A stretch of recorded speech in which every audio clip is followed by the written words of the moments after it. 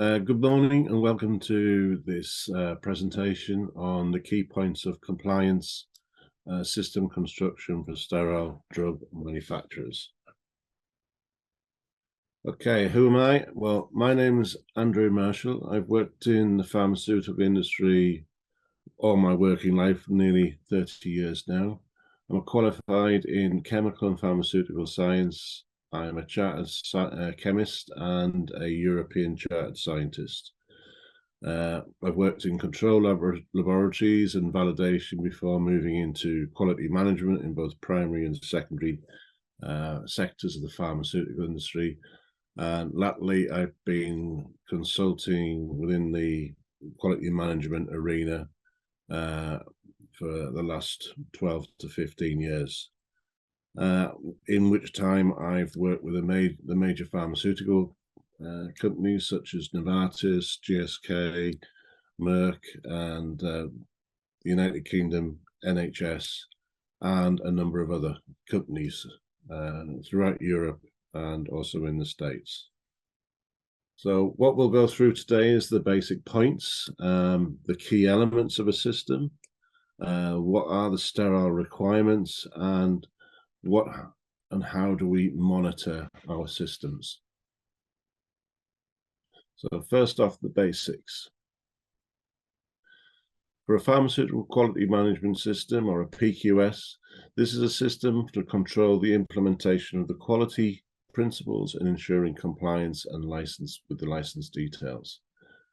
Quality has to be built into every part of the process from start to finish. So this includes the purchase of the raw materials and the packing material to the actual processing and the final packing of the material and the dispatch to the clients and eventually to the patients. So as I said there, the PQS includes suppliers and distributors, which is very important. So where is our PQS documented? It's in our quality manual, which contains the key policies such as quality policy, a validation policy, a data integrity policy. It's also defined within our site validation master plan, defining how we go about validating all our equipment, all our processes, and our cleaning. It's in our site master files and also in our standard operating procedures. So standard operating procedure, all work must be carried out in accordance with approved, authorized, controlled, and documented procedures or instructions. So procedures have to be approved, signed, and dated by appropriately qualified and authorized persons. So this includes your senior quality management, production areas, production managers, engineering managers. Wherever that SOP is based, those people will be involved. The SOPs need to be available to everyone to use them. They must be clear and concise so people can understand them. They must be current, so exactly what it's doing at the time. They must be appropriate to the actions that have been included. And remember, at the end of the day, this is a live document which can be updated or amended at any point in time. And of course, it has to be used by everybody. So what are the key elements? Manufacturing sterile products is a complex activity requiring specific controls and measures to ensure that the product quality. So therefore, our PQS for the production of sterile products must ensure and address the requirements of the sterile manufacturing activity and be effectively managed and controlling the risk of contamination. Now, as we go through this presentation, risk assessments are a running theme because this is a key point of the area that requires addressing to ensure that we are managing and controlling any risks to contamination within our manufacturing process. So all aspects of a sterile manufacturer's PQS apply to the principles of quality risk management, or QRM, to ensure that the microbial, particulate, and endotoxin and pyrogen contamination is prevented in the final sterile product. So PQS requirements, which adhere to Chapter 1 of the GMP Guide, or Part 1, Basic Requirements for Medicinal Products, they ensure that a product realization is there. So the development of the product all the way from concept to end of life. The product and process knowledge must be managed through the personnel working within the systems. Medicinal product and process must be designed to meet the good manufacturing practices, or GMP, to ensure that we are, again, managing and controlling the process, to ensure that we are ensuring that the product that comes out, our sterile product, meets all the quality requirements.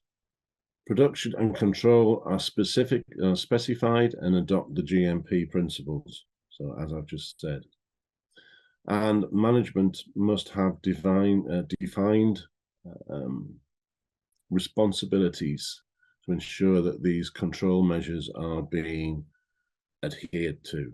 So a monthly or bi-monthly quality management review should take place where all the department heads are present to ensure that the quality procedures and quality management is being adhered to throughout production and packaging and distribution of our product.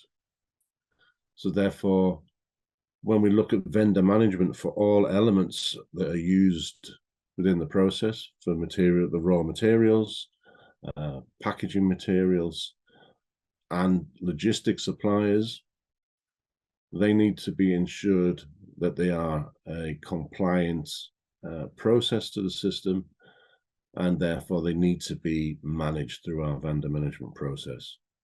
And this is an extremely important part of the process, because if we don't get the supplies right, we can't make the product correctly. So these activities are pivotal, and we should ensure that these activities are being performed through our vendor management process, which includes site visits and site audits of our suppliers.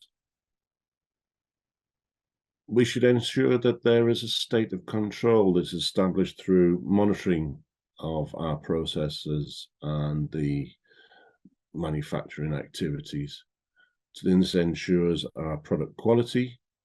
So all that information from those monitoring exercises, which we'll discuss a bit later on, are used as part of the batch release of the sterile product.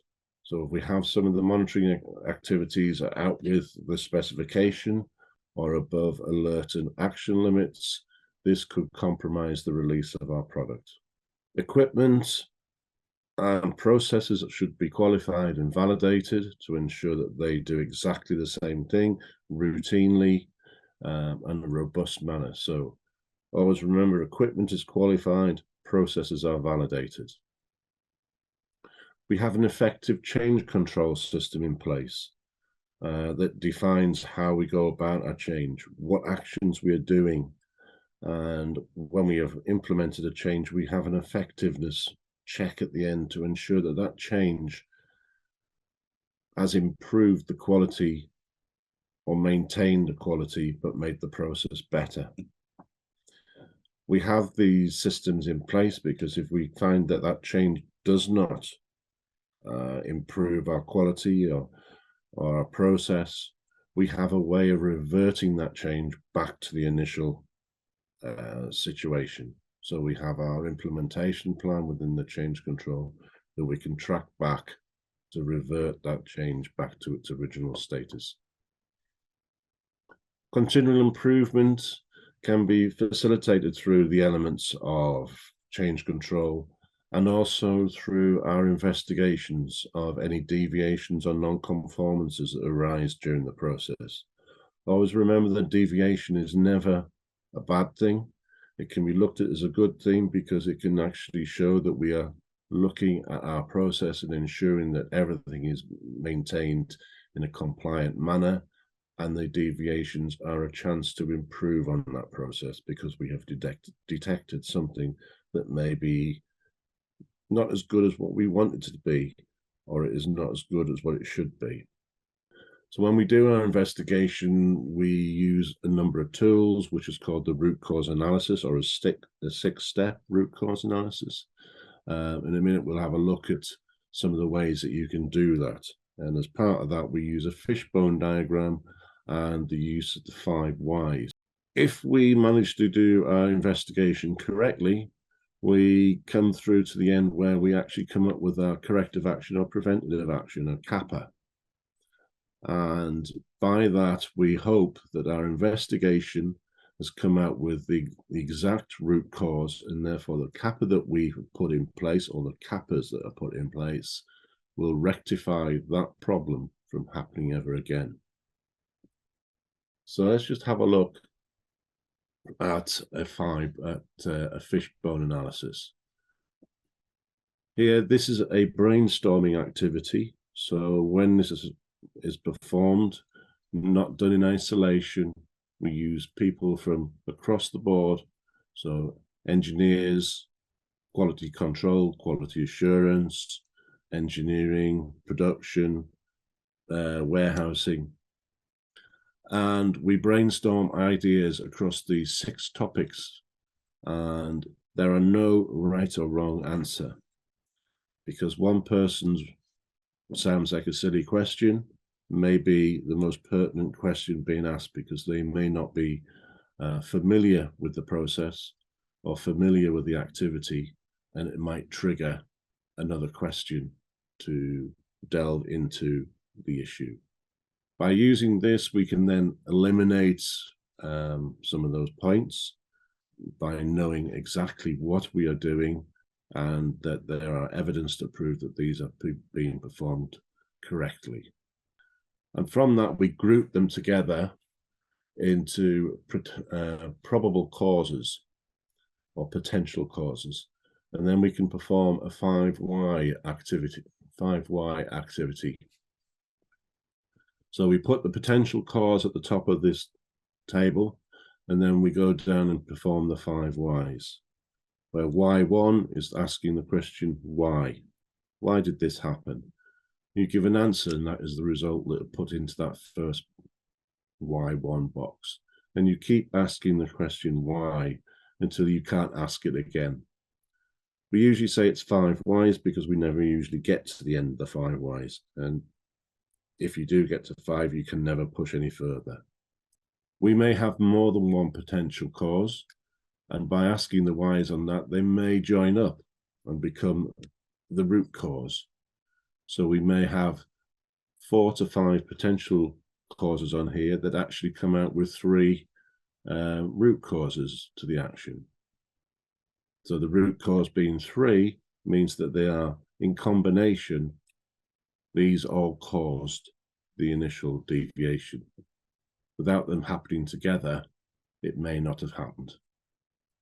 So by this, we are delving down, finding out what is the issue, and getting to, like I say, a CAPA that will prevent the deviation or non-conformance from happening again.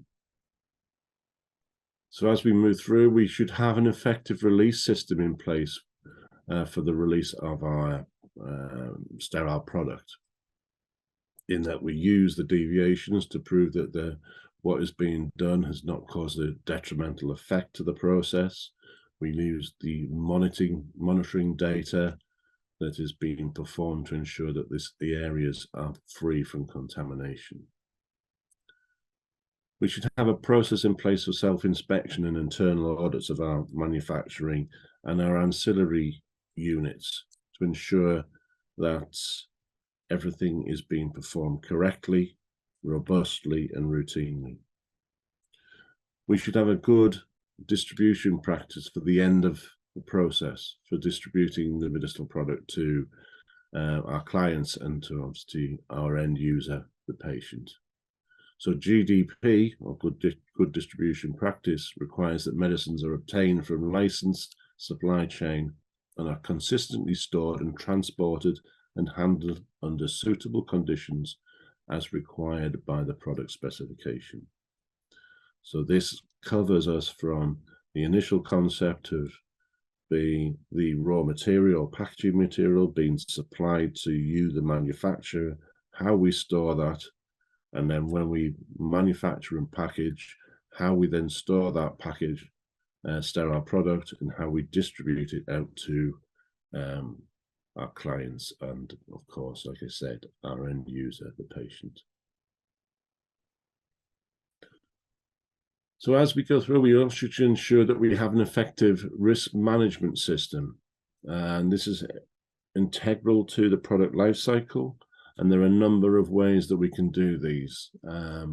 A failure mode effect analysis, or FMEA, a failure mode effect criticality analysis, a fault tree analysis. All these are tools that we can use to ensure and establish what the risks are to our process throughout its product life cycle. We should have sufficient knowledge and expertise in all aspects of the manufacturing. So areas where we are producing, we should have people in positions who are trained, who have the knowledge and have the understanding of what is required and how it should be delivered. And as we've already looked at, we can do a root cause of all our non-conformances. So we've already discussed that. We should have in place a contamination control strategy, or a CCS. And this is applied using the risk management to reduce and eliminate and control the contamination risks. And this is discussed in another topics and in other talks. But we'll discuss a bit more about this as we go through. Senior management oversight of the state of control, as I mentioned earlier, either via a monthly quality management review meeting or bi-monthly. We need to have packaging distribution aspects, should not compromise our sterile products. So what we do ensure is to maintain that level of control, that when we are packaging, that we are not introducing any contamination through the packaging and the process of packaging. We should have a responsible person who is certified for the release of sterile products, and they have the appropriate access to the manufacturing and quality information. So when they make the release, all that information is provided to them. They can ask the questions, go through the deviations and non-conformances to ensure and establish whether the sterile material is able to be released against the product specification. So what are the sterile requirements? As part of our sterile manufacturing process, the following must be considered. As part of Annex 15 qualification and validation, all our facilities, the equipment, and our processes should be designed, qualified, and validated. So a validation process going through all aspects of the user requirement specification, which is used to design your system, establish the equipment that's going to be used, what it should be used, how it should be used, and what its operational requirements are. We then go through a DQ, a design qualification, an installation qualification, IQ, an operational qualification, OQ, and a performance qualification to establish that the process is a robust and a consistent and will produce material to the predefined acceptance criteria. Personnel performing all this activity should have the appropriate qualifications and experience, and this is defined with Annex 1. So personnel should be trained and the training maintained to be constant, and this should be refreshed on an annual basis to ensure that our personnel performing the sterile production and packaging materials do not lapse in their standard and maintain that sterile standard that they have been trained to initially. So any updates to procedures, to processes, the operators should go through that training exercise and a refreshment training. This is an important topic within any regulatory inspection. Training is highly regarded. So process monitoring of systems for sterile production should be designed, qualified, and monitored regularly. We'll discuss a bit more about CCSs later on. So also, when we were saying earlier about introduction of contamination via the packaging, that packaging must be tested and managed through our vendor management process. So when we receive materials on site, there is a method of testing to ensure that those materials coming on site meet their predetermined specification and the specifications required to manufacture our sterile product. So let's look at these points in isolation. So qualification and validation. So our facilities and utilities, for example, our water for injection, WFI, our medicinal gases and any cleaning process procedures need to be validated.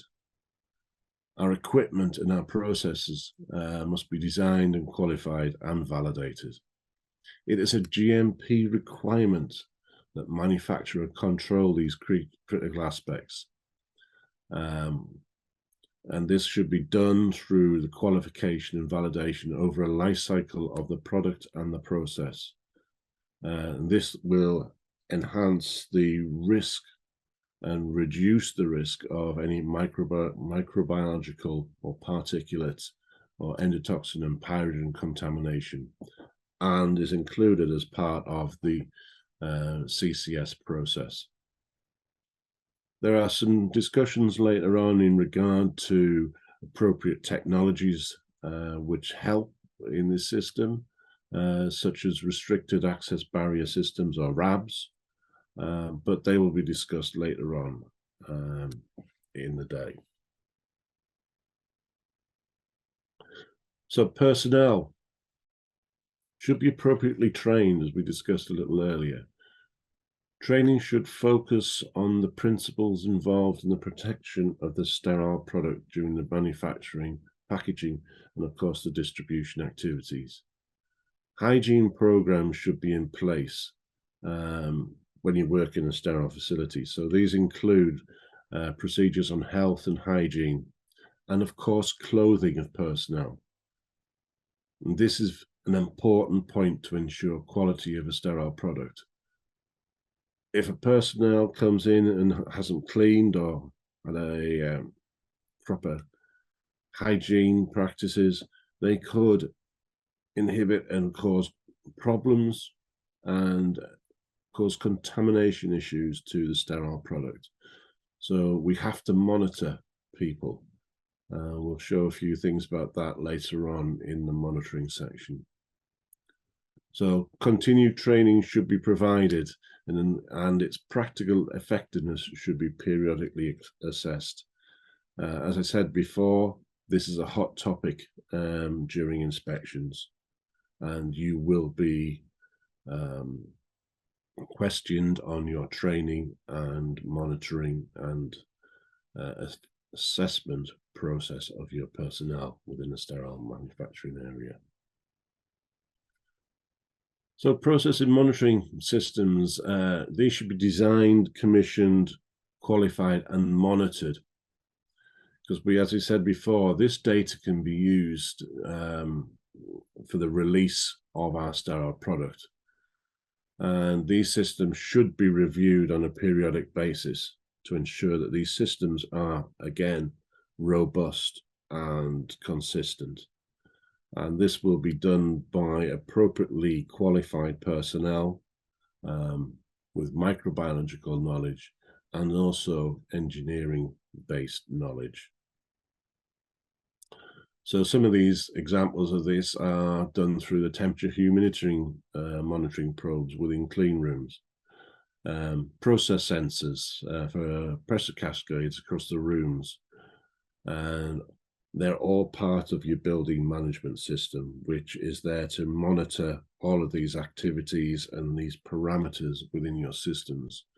So the pressure sensors will show that the cascade from one area to the other area is being effective, and that this will prevent any contamination moving from one area to another.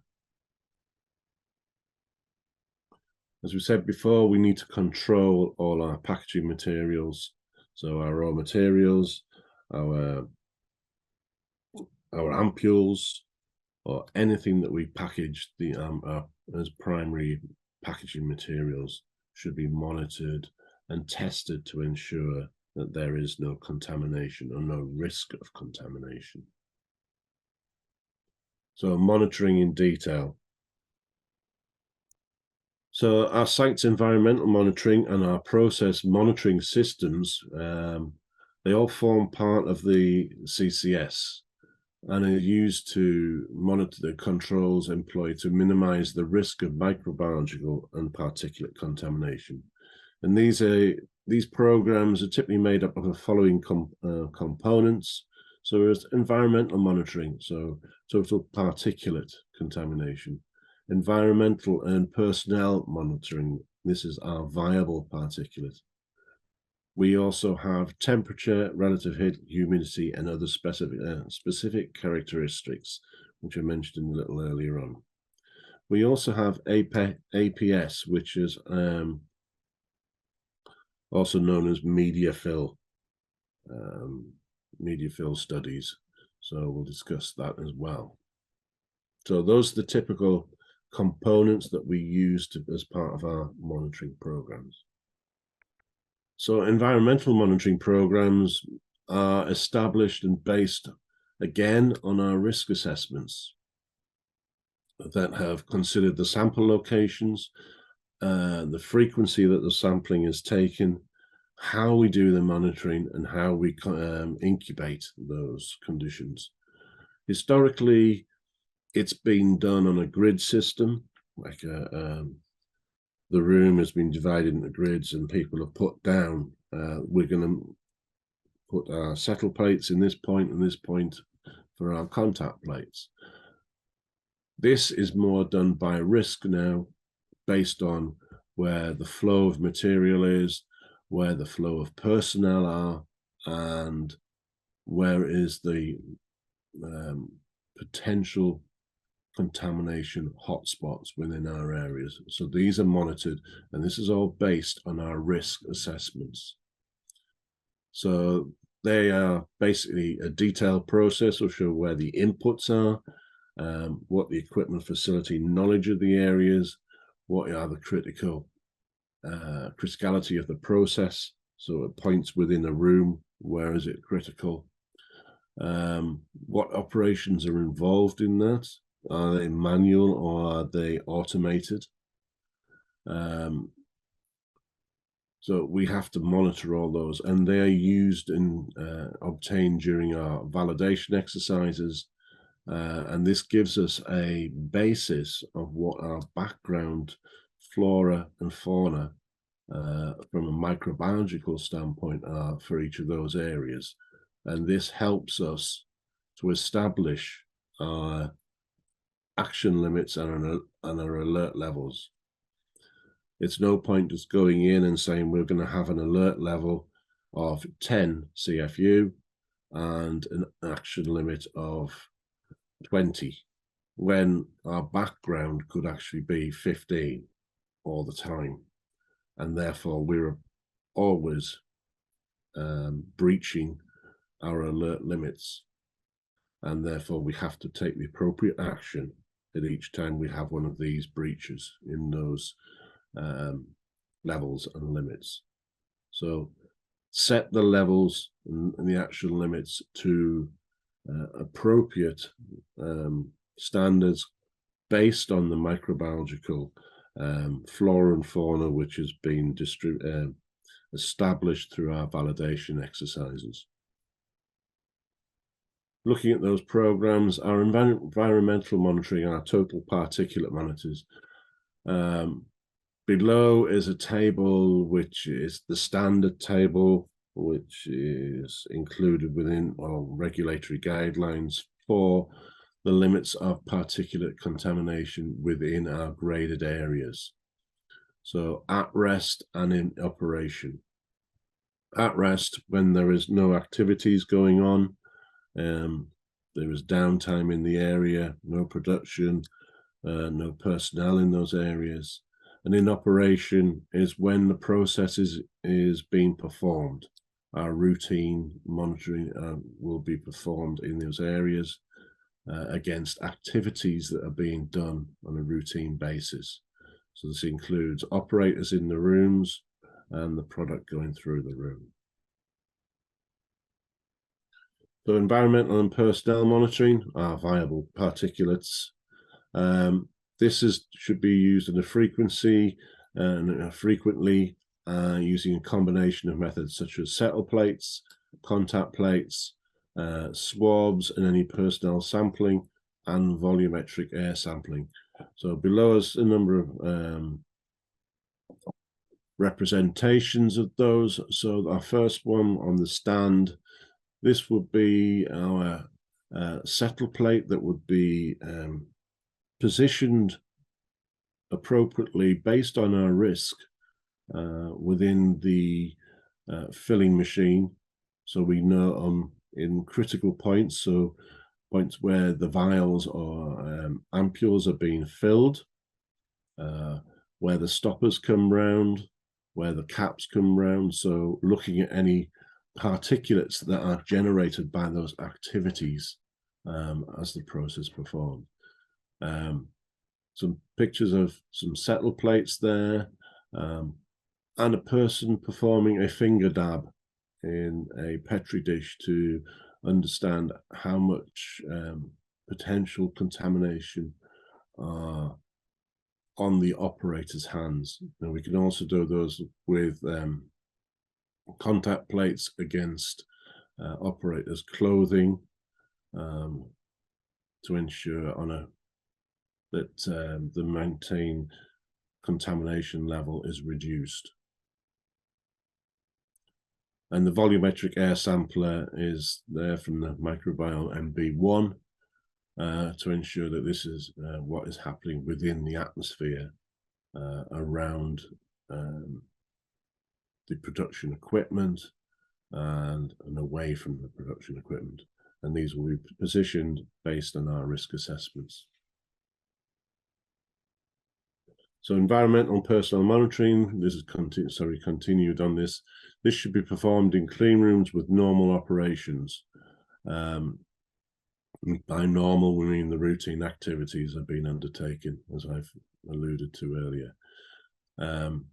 When normal activities are not occurring and in associated rooms that are not in use, which can actually give us the potential to cause contamination within our clean rooms. Now, below again is our regulatory table for the 4 grades and defining what viable particulate contaminant levels we can look for. Temperature and humidity. So these parameters are monitored through our building management system. So below are a few examples of what we would see. So on the left-hand side, there is a temperature and humidity monitor, and on the other is a pressure gauge, pressure monitor. And we can use these to trend data to understand any spikes in our microbiological data, if there is any related temperature or humidity spikes at the same time. So we can use as part of our deviation and investigation process. So our APS, our aseptic process simulation, as I said, also known as media fills. This is the performance of the aseptic manufacturing procedure using a sterile microbiological medium which is used in place of the drug solution. Microbiological growth medium is used in place of the drug solution using media fills to test whether aseptic procedures are adequate to prevent contamination during our actual manufacturing process. So it is a process simulation to ensure that what we are doing as our routine process is not impinging on the process, on the aseptic and the sterile levels by introducing any potential contaminants. So the APS is used for periodic verification of the effectiveness of the controls in place for our aseptic processing. So it is a good tool to use to ensure that we are monitoring and controlling our system. It should not be considered as the primary means of validation, as the effectiveness of the aseptic process is determined through the design adherence to our PQS, so our Pharmaceutical Quality System, which are the processes controlled, and these are the processes that are in place there, and the training that is employed for the personnel, and also our monitoring. So it is part and parcel of the whole establishment of our compliance system. So all of these elements together ensure that we are manufacturing a sterile product to the quality requirements. So no one point is a primary validation. They are worked together as one coherent system. So in summary, we've covered what needs to be part of the PQS, so our basics and the essentials. So we've also looked at what additional requirements there are to the system. So what is part of Annex 1, Annex 15, which are all bound in together to ensure that we can produce a sterile product. So our qualification and validation, our personnel requirements, the monitoring systems that we have in place, and of course, not to forget our vendor management, which I've mentioned a number of times, that is important. It may not seem to be, but it is important in establishing the elements that we require as part of our manufacturing, our packaging, and our distribution process, that we are introducing materials that do not also introduce contamination into our system. Any questions? We will discuss these at the end of the webinar. And so on that, I say thank you very much, and thank you for listening. Enjoy the remainder of the presentations. Goodbye.